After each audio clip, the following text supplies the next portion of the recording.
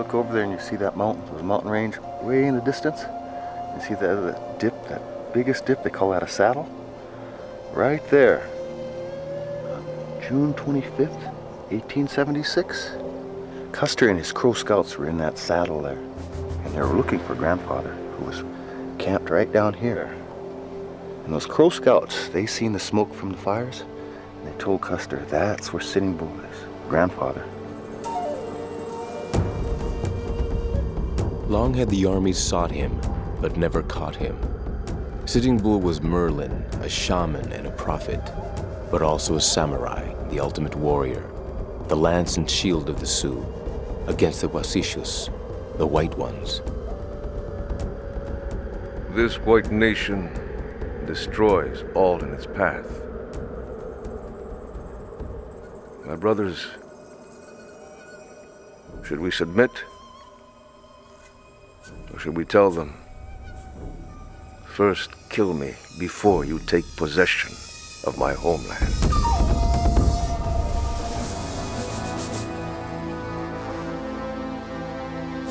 The white nation's most famous Indian fighter was Colonel George Armstrong Custer. The orders he issued came from the top. Without regard to age, sex, or condition, kill all Indians you may encounter belonging to the Sioux or Cheyenne. Do not burden your command with prisoners. This spot, right about here, the day before, on the 24th, Grandfather was here praying. He prayed all day long. You guys know what those prayer sticks are, because Daddy had some in the house, right? Those red prayer sticks. When Grandfather got finished praying, he put those prayer sticks in the ground right about here. It was like, if you come this far, Custer, you will die. You go past this spot, and you will die. It's like a warning, and yet they did anyways. And they all died.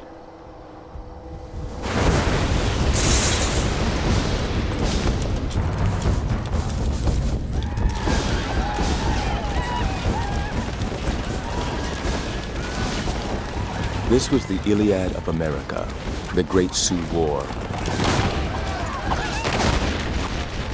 He was at the heart of it all, the seer who prophesied victory, the chief who led his people to it.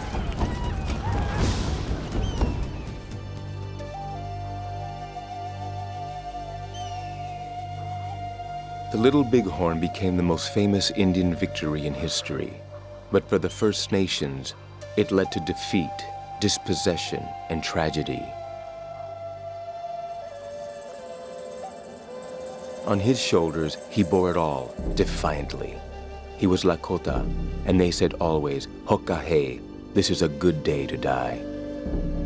This chief was Katanka Iotanka, the Lakota the world knows as Sitting Bull.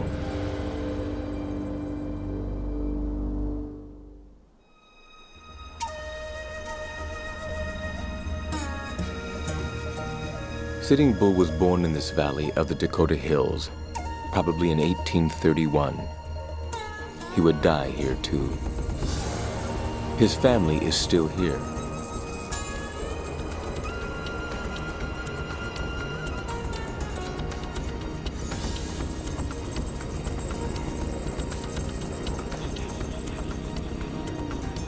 Ron McNeil is the great-grandson of Sitting Bull.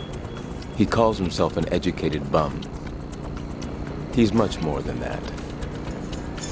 He has a law degree, and on the big Standing Rock Reservation in North Dakota, McNeil is the president of Sitting Bull Community College. Sitting Bull had a Sundance there. When they finished the Sundance, they came up on this rock and drew pictures of what they were doing. On this day, McNeil has come to Montana on a pilgrimage to Deer Medicine Rock, where legend says the Lakota camped when searching for buffalo and fleeing soldiers. He is with son Ronald and daughter Wihaka, seeking traces of their family. And then you see something coming off out of the mouth. Looks like a what? Yeah, this would be the pipe. And the pipe, of course, is part of the ceremony. The teepees show all the camp where they were from. This is a sacred place. Wakantonka, I come to you in the humble way, where the sun, the moon, the earth, the 4 points of the wind, there you are always.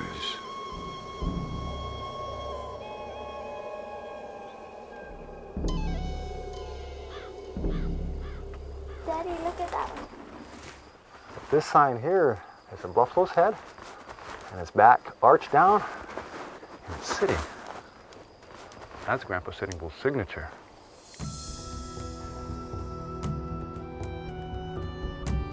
With his unmistakable autograph, the buffalo for whom he is named, Sitting Bull left behind his life story. He drew his autobiography in pictographs. Sitting Bull was Lakota, one tribe of the Sioux Nation, a people that honored conquest and killing, a nation fierce and proud. When I was a boy, the Sioux owned the world. The sun rose and set on our land. We sent 10,000 men into battle. The Sioux Nation was imperial. They relentlessly expanded their territory through war. They dominated tribes like the Assiniboine, Blackfoot, and Crow people.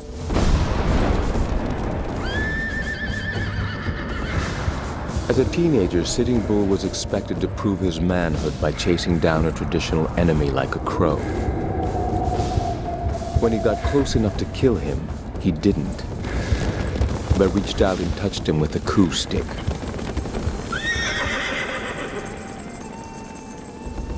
This was called counting coup. Sitting Bull won his laurel earlier than most. When Sitting Bull was 14 years old, he knew without a doubt what he had to do to become a man. He rides out alone and rides up to an enemy, a group of them, and touches one.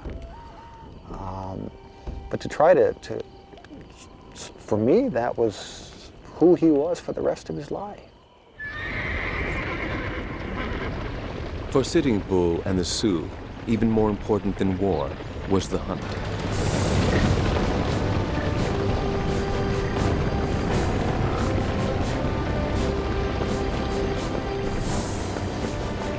The Sioux are called the people of the buffalo. Food, clothing, shelter, everything came from them, and they seemed in infinite number. Sitting Bull excelled as a hunter, partially because of a gift. As a shaman, he communed with the wild, encounters which inspired his poetry. Alone in the wilderness I roam, with much hardship. In the wilderness I roam. A wolf said this to me. Going to hunt, going to battle, there was an expectation that every day might be the last. Sitting Bull witnessed his father's day of death, slain by a Crow warrior. Sitting Bull got even by killing the Crow with a lance. To exact more revenge, Sitting Bull's comrades prepared to execute some captured Crow women. He would always remember that moment. If you intend to do this for my sake, take good care of them and let them live. My father is a man, and death is his.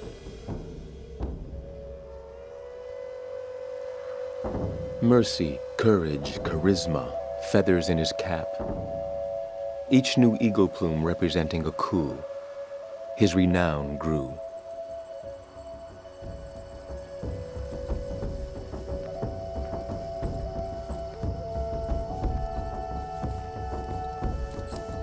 In 1857, Sitting Bull was elected a chief of the Sioux Nation. The Sioux were 50,000 strong at the peak of their power. They saw themselves chosen by the Maker of Life to rule the plains.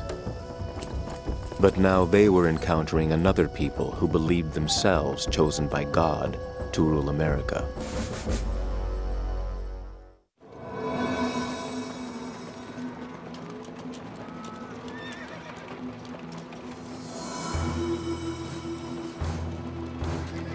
The wagon train route that carried white settlement to the west was called the Oregon Trail. The trail ran past Fort Laramie, through the Lakota homeland. In 1843, only 900 immigrants used the trail.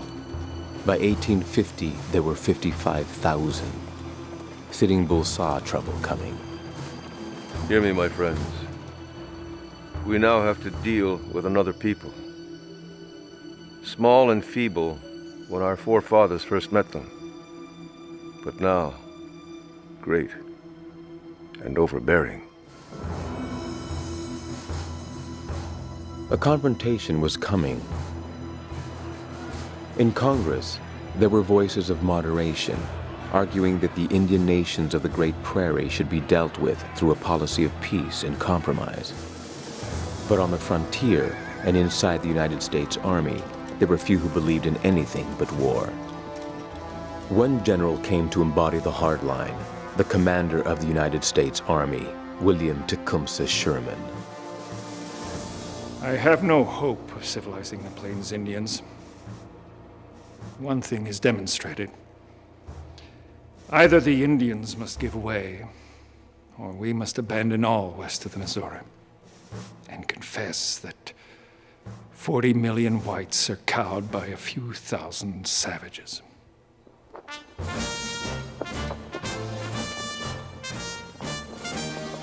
To fight the Sioux, the United States brought north a hero from the Civil War, George Armstrong Custer. He was a celebrated author, famous as an Indian fighter. His enemies called him vain, ruthless, a commander who would sacrifice his men to further his utter ambition. Custer admitted to ambition, saying that from his youngest days, he was driven by little else. My every thought was ambitious. Not to be wealthy, and not to be learned, but to be great. I desired to link my name with acts and men, and in such a way as to be a mark of honor, and not just to the present, but to future generations.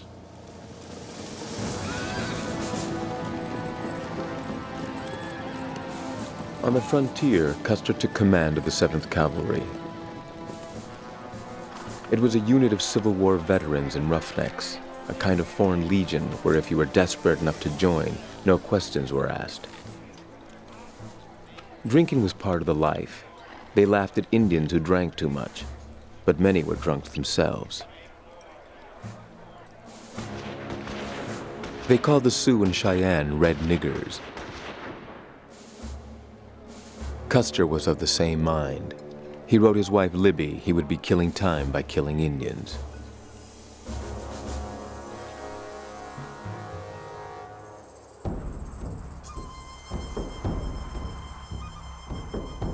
Sitting Bull and the Sioux had no fear of the U.S. Army, men they called dog faces for their hairy beards.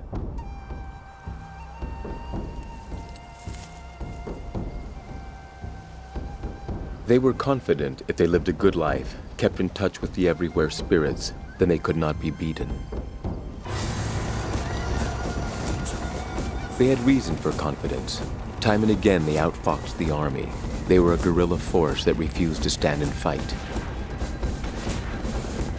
But fighting the cavalry Indian style was perilous. When the cavalry came along, touching them, or our style of warfare, to simply touch an enemy,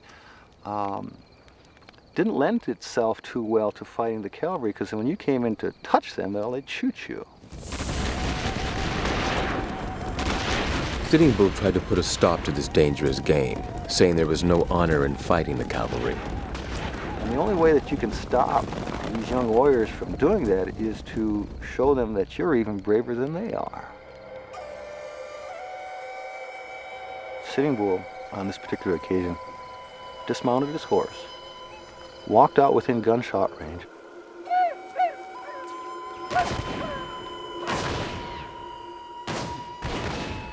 took his pipe out, took his tobacco out, and yelled back at his line. Which of my brothers will sit with me now? I will smoke. And so a handful of warriors got off their horses, ran out to where he was, sat down, and smoked a pipe with him. As they're smoking this pipe, the cavalry are shooting their rifles, and so bullets are popping up off the ground all around them. And when they finished smoking their pipe, that was a signal for the rest of them, okay, we're done. For Lakota, this was bravery of the highest order. In typical understatement, it became known as the smoking party.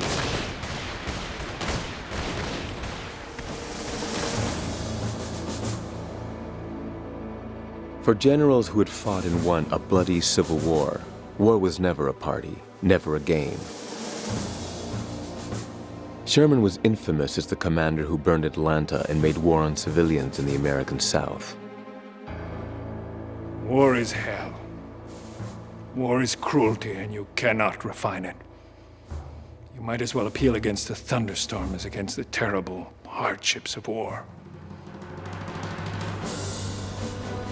In the Civil War, Sherman brought terrible hardship on his enemies by destroying their food supply.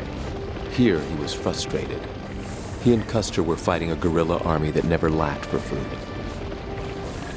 The immense herds of buffalo supplies all the food necessary to subsist the war parties. Every natural circumstance is wholly in their favor. As a consequence, the troops in nearly all these contests with the red men came out second best.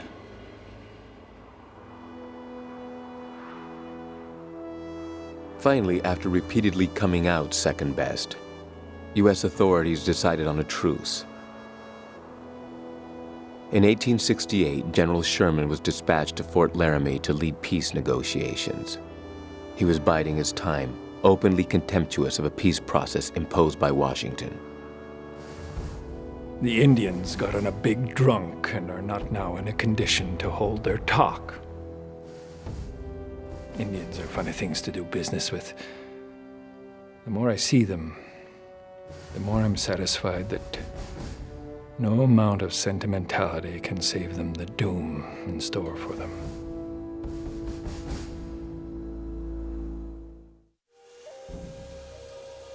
Sitting Bull sensed the doomsday scenario that lay behind the Army's talk of peace. He spoke fiercely against any deal that would force the Sioux onto reservations, depending on white handouts.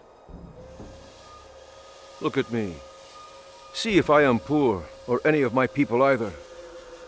The whites may get me at last, as you say, but I will have good times until then. You are fools to make yourself slaves to a piece of fat bacon, some hardtack, and a little sugar and coffee. Despite Sitting Bull's opposition, the landmark Treaty of Fort Laramie was signed by the peace factions. It created the Great Sioux Reservation. More important, it declared that the Black Hills, long sacred to the Sioux, would be theirs forever.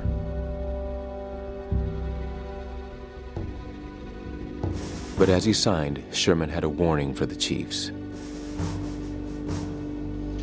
We will treat you kindly if you keep the peace. But if you won't listen to reason, we are ordered to make war upon you in a different manner from what has been done before. Sitting Bull's response to Sherman and the treaty was dramatic. He led a raid on Fort Buford, Montana, making off with the cattle herd, leaving 3 soldiers dead.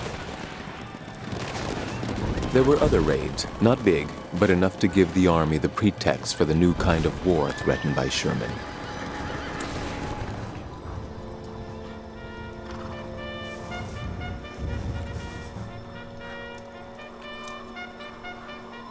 An all-weather army would go after the Plains Indians in their villages when they were most vulnerable in the dead cold of winter.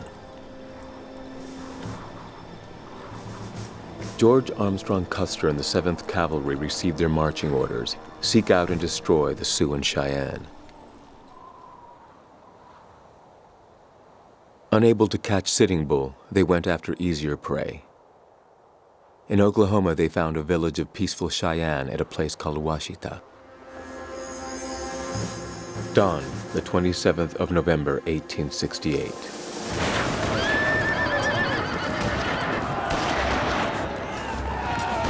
Custer's cavalry stormed the village, with the band playing Custer's favorite, Gary Owen, an Irish drinking song.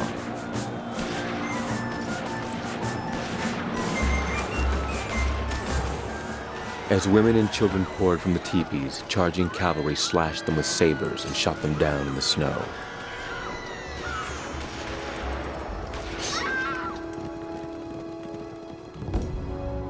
Following the concept of total war, Custer's men destroyed everything, leaving the survivors destitute and homeless. The battle made Custer's name and led to a book deal. In his memoirs, Custer explained why of the 103 Cheyenne killed, 93 were women and children. In a hand-to-hand conflict such as the troops were then engaged in, the squaws are as dangerous adversaries as the warriors, while Indian boys between 10 and 15 years of age were found as expert and determined in the use of pistol and bow and arrow as the older warriors.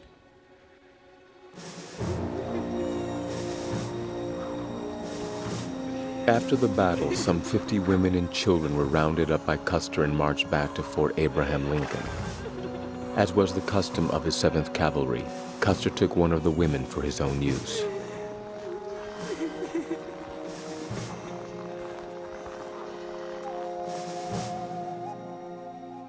Sitting Bull was renowned as a family man.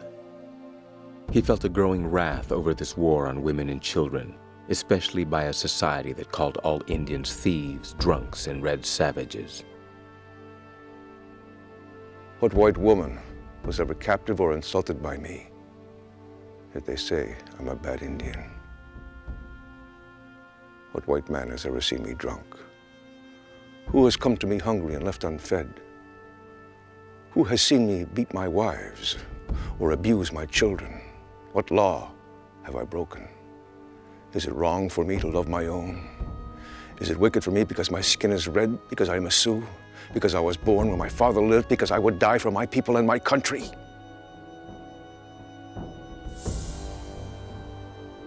God made me an Indian, and I will die an Indian.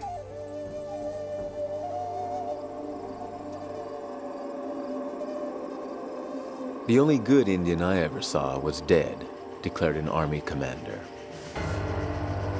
Exterminate them, declared Sherman. And the railroad was the way to do it. Sherman called it a final solution to the Indian problem.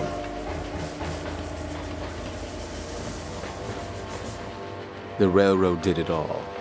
It was the most efficient way to transport the army to the frontier. It brought a legion of settlers and sold them land taken from the Indian. It disrupted the buffalo herds on which the Indian depended. Custer put it succinctly. No one measure so quickly and effectually frees a country from Indians as the building of a railroad. As well as disrupting the buffalo, the railroad would become instrumental in annihilating them. The plan was simple and devastating.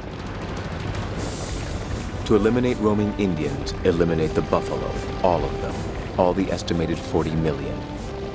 For an army that had won a great civil war, this was a realistic objective. The government war on the buffalo began seriously in the late 1860s. It took many forms. There was an ad campaign. Come to Buffalo Land. Come by train. Come and slaughter buffalo.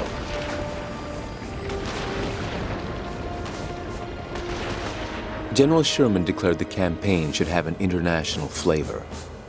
Invite all the sportsmen of England and America this fall for a great buffalo hunt. Make a grand sweep of them all.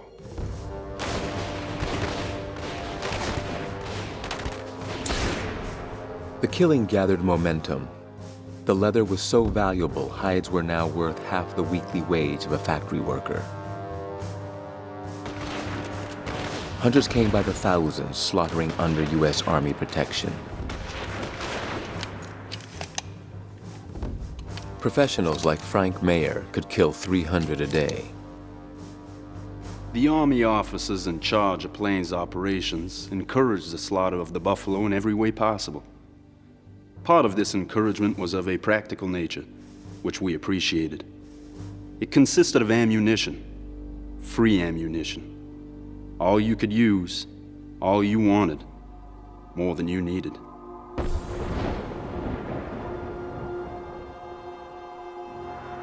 The great herds began to vanish from the plains.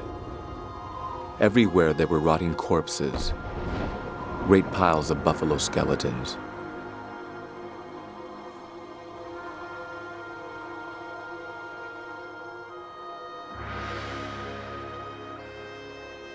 Sitting Bull and the Sioux were stunned by the carnage.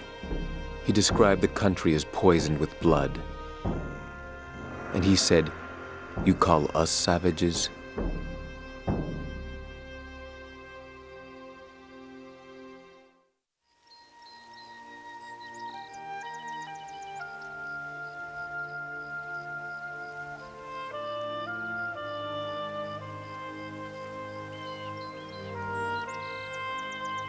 In 1873, peace suddenly descended on the Great Plains.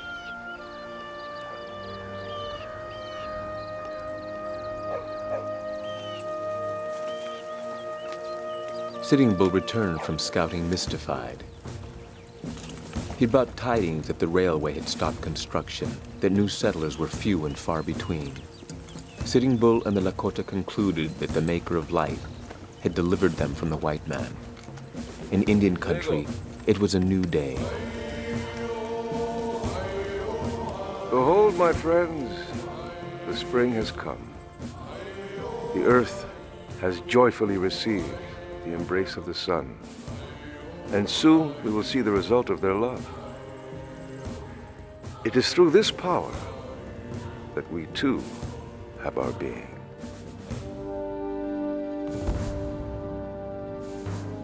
All across America, it felt like the sky had fallen.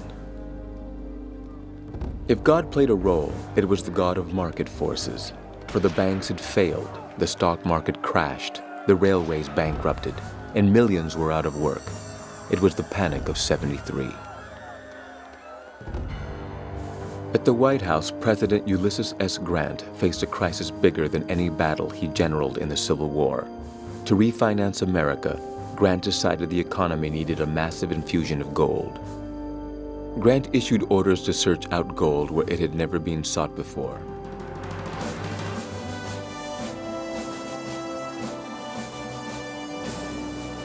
Out west, all eyes turned to the Great Sioux Reservation and the Black Hills, where there had long been rumors of big gold deposits.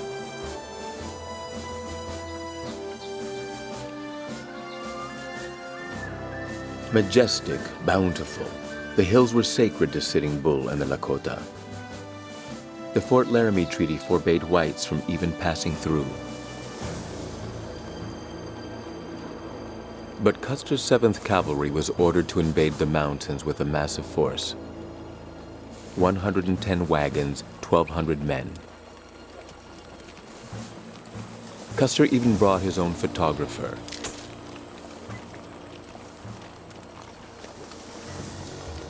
The secret aim of the invading army was to shield a scientific corps of geologists, engineers, and miners. They were hunting for gold. On August 15, 1874, Custer made his report. I have upon my table 40 or 50 particles of pure gold. The miners report that they found this gold in the roots of the grass, found in paying quantities.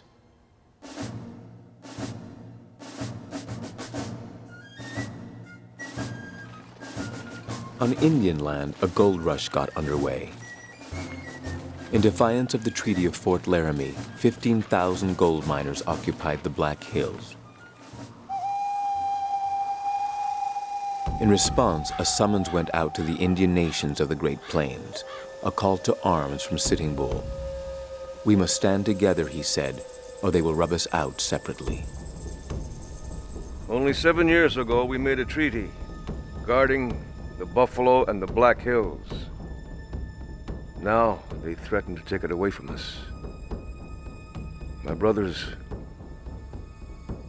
should we submit? Or should we tell them, first kill me before you take possession of my homeland? The Sioux nations elected Sitting Bull supreme chief, a post never held before in their history. No longer would they back down.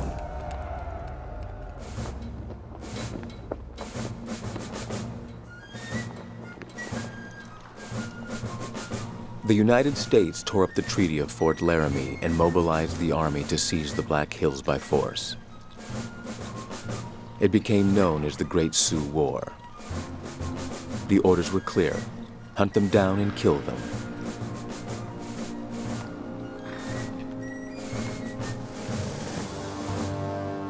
Custer and the army enlisted scouts to find Sitting Bull. They were Crow and other ancient enemies of the Sioux, intent on settling old scores. On the 17th of May, 1876, Custer and his 7th Cavalry prepared to depart Fort Abraham Lincoln. Before leaving, Custer had a haircut and a portrait taken. He was 35 and more ambitious than ever. He was determined this campaign would lead to fortune and fame, making such a name for himself he could run for president one day. As the 7th rode out, the band played "The Girl I Left Behind." At the fort, Custer's wife had a premonition he would never return.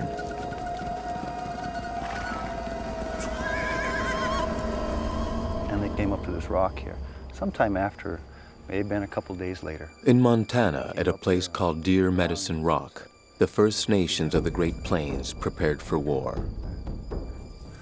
Grandpa had a camp right down there in that flat spot. And they say that down in that flat spot there that Grandpa had a Sundance.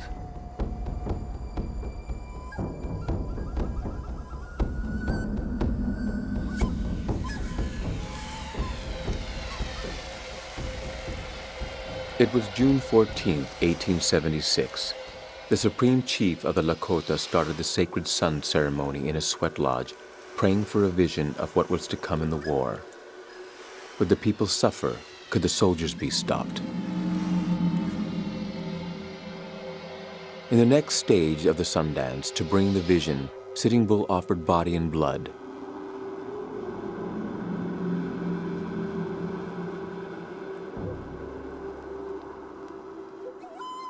As he prayed, a sharp instrument was used to dig out flesh from each arm, bloody pieces, each the size of a match head. 50 pieces of flesh off of each arm, and it's 100 pieces total.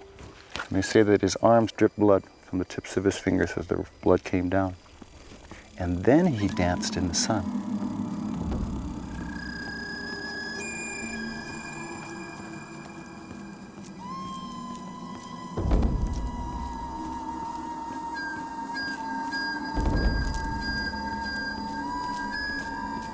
Sitting Bull danced without stopping for 36 hours. And suddenly there was a vision. In his vision, he's seen teepees low in the sky and high just above that sun. He's seen horses and soldiers upside down, falling into the camp. And in the teepees, there were just a few Indians who were also upside down. He told everybody, he said, what that means was that there was going to be a big battle and that the cavalry or the soldiers would attack, but they would all die. And just a few of the Indians would die. But there was a warning in the vision. The soldiers are to die, but you are not to take their belongings.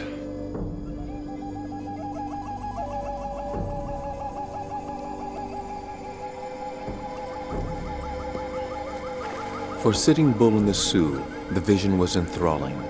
The Maker of Life was on their side and promised victory.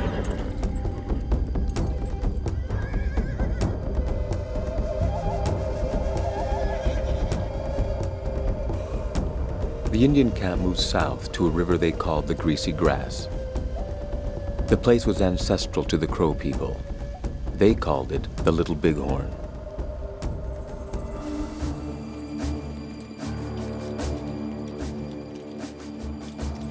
For 35 days, the 7th Cavalry had pushed hard through the prairie summer heat, hunting for Indians.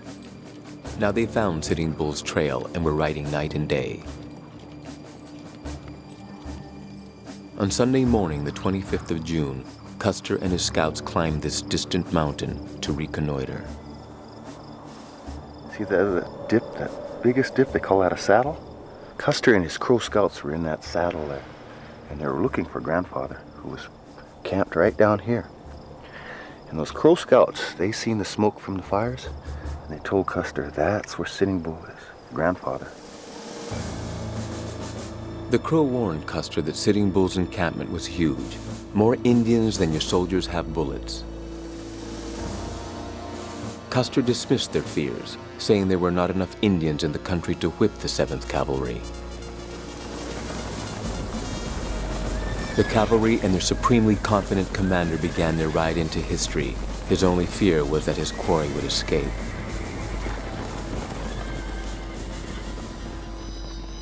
Custer split the 7th into 3 forces. He dispatched Major Marcus Reno and 170 men to launch the first attack across the river. Captain Benteen was sent on a reconnaissance to the southwest. Custer himself led some 200 soldiers across the high ground, planning an assault from above the Indian camp. He was attacking like at Washita, surprised from several directions at once.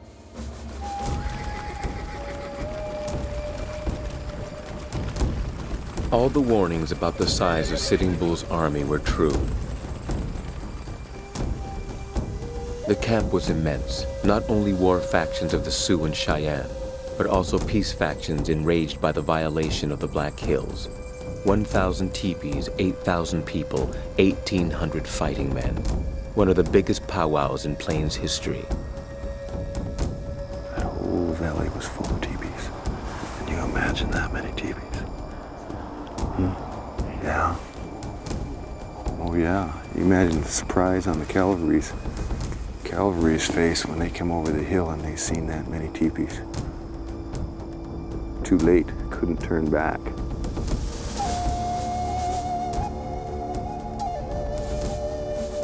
A battle whose thunder would echo for generations was about to be joined.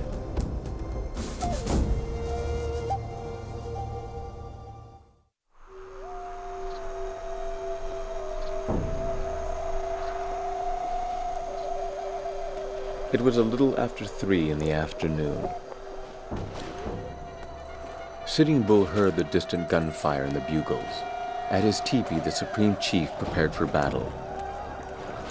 His arms still weak from the Sundance, he would be not a warrior, but a general on this day.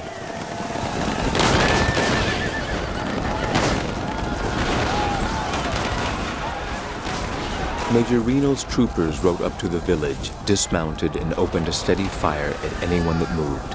In the early minutes, they killed many women and children, including the family of Gall, a boyhood friend of Sitting Bull. Spurred by grief and anger, Gall now led the assault on Reno's battalion.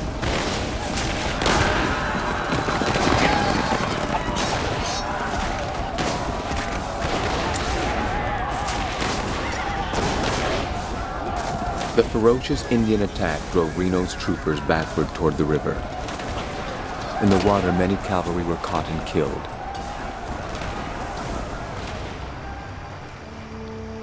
About 100 of Reno's men climbed this bluff to make a stand on the ridge. Just as they were about to be overrun, Sitting Bull saved their lives. Let them go now. so some can go home and spread the news. The entire Indian force turned to join the attack on Custer's battalion. Down the ridge, Custer sent for help, dispatching a hurried message to Benteen to bring his men and packs of reserve ammunition. Too late.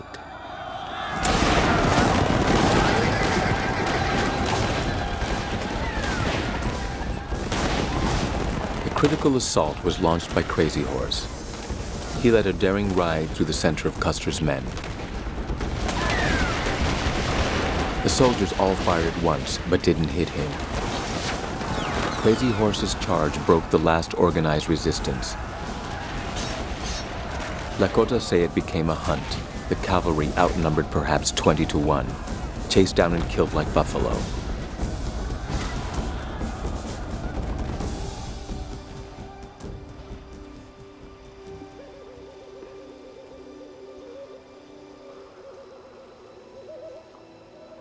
You know something, son? You were about the age, you're 14 now.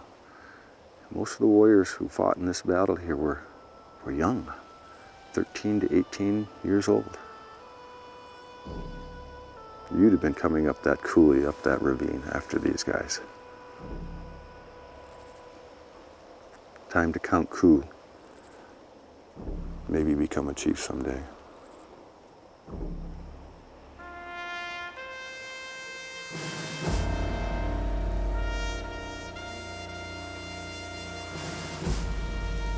Long before sunset, it was all over.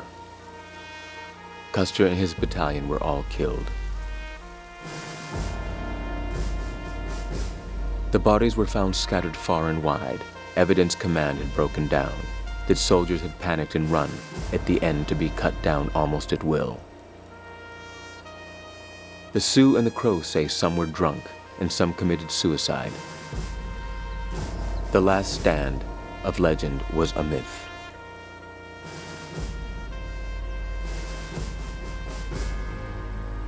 One of the Indians recognized Custer's body on the bluff. Said the warrior, he thought he was the greatest man in the world, but there he is.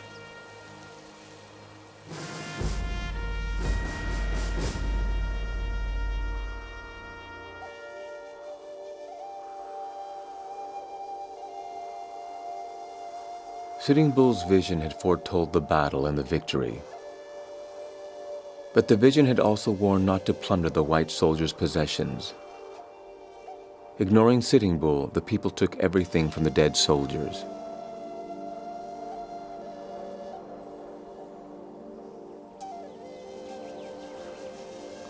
The spirits were angry that we didn't listen to the vision of the future that was given to grandfather.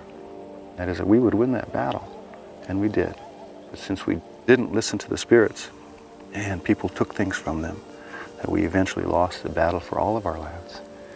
And so, even today, some of those things are on our reservation back home. Someday what we must do is we must get those things, as many of those things as we can, give them back to the American government.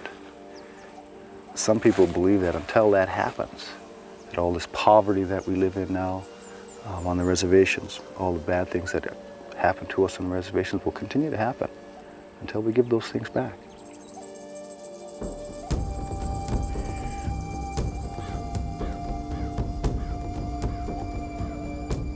In the aftermath of the battle, the Sioux and Sitting Bull did not comprehend the magnitude of the event, that they had killed the most famous Indian fighter in America.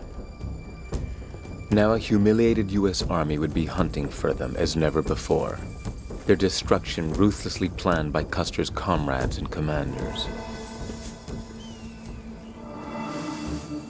These Indians will be so severely handled that war on such a scale will never again recur. Don't feel mercy. Into the Badlands, Sitting Bull's people vanished, beginning an almost biblical exodus and the last act of a tragedy.